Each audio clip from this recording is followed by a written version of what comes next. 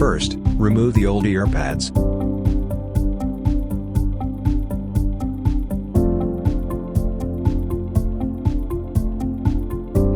Second, slip the ear pads edge into the ear cup gap.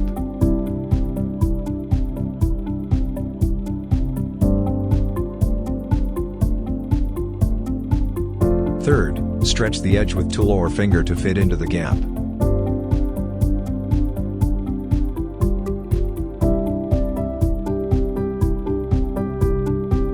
Fourth, secure the edge into the gap.